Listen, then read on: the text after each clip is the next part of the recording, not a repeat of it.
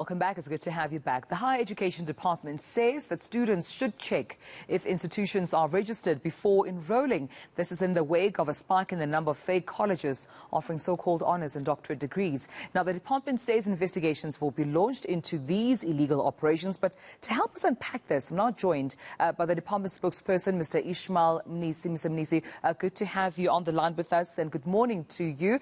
Let's talk about how prevalent these mushrooming and fake colleges are. How many of them are there, if you have the data with you, nationally?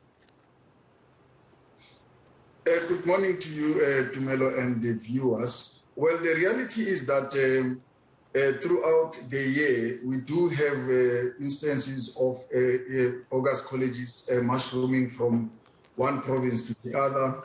And as a department, we instantly act when such reports, when we receive such reports.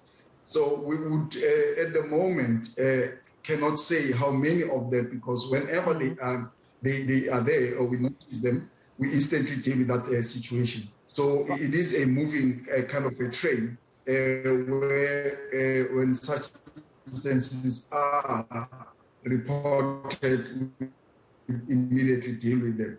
Yeah.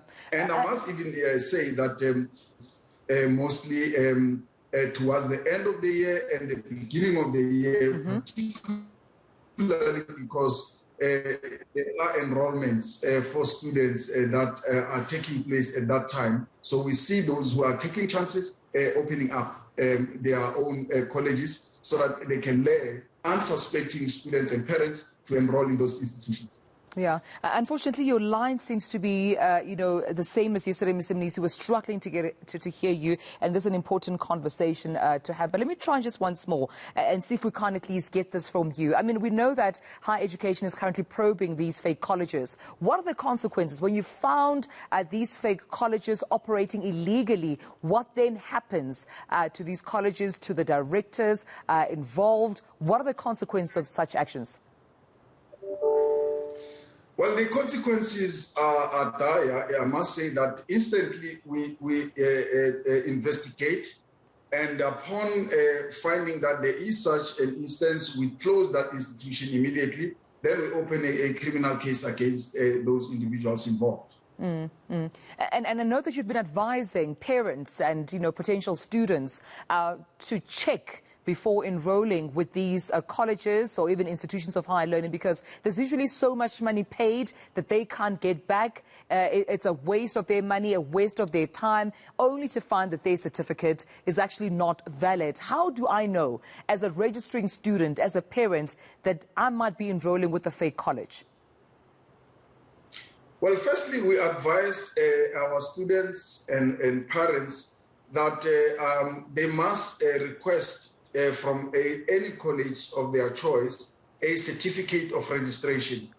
That certificate of registration must have the following information. One, the place of offering. It means in the certificate, it must, one, indicate that they are authorized as a college. Two, it must indicate the venue of offering, where such education is offered or where the college has been given permission to operate.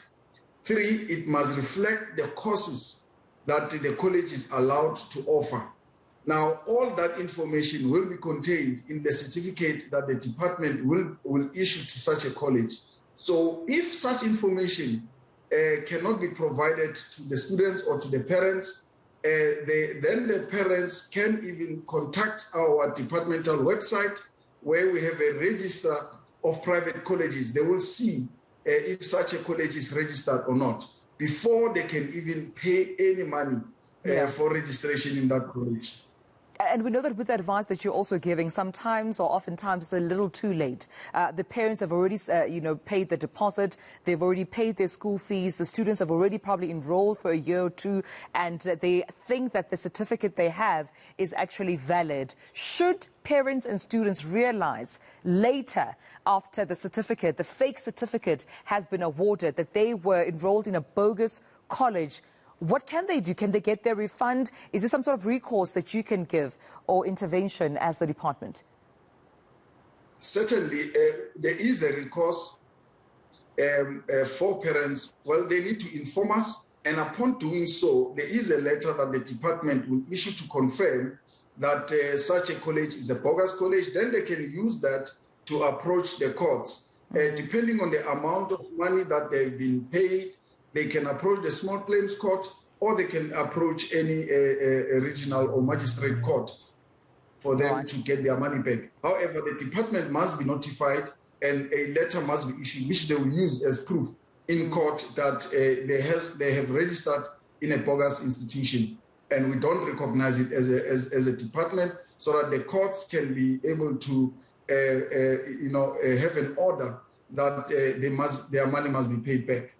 Yeah, I have to say, Mr. Mnisi, I'm actually glad we're having this conversation right now because I can imagine this is the time where students and parents are looking into finalizing the enrollments for next year. So it's good that we're having this so we can prevent them finding themselves having lost so much money and time due to these fake colleges. Ishmael Mnisi, the Department of Higher Education, Science and Technology spokesperson, thank you for your time this morning. Yes, such an important conversation. But everyone's going to start jumping online. What do you want to do with your life? And where do you want to study? All of that. So important. Especially with these online colleges and institutions, you never know you don't know how you verify what's real or fake online.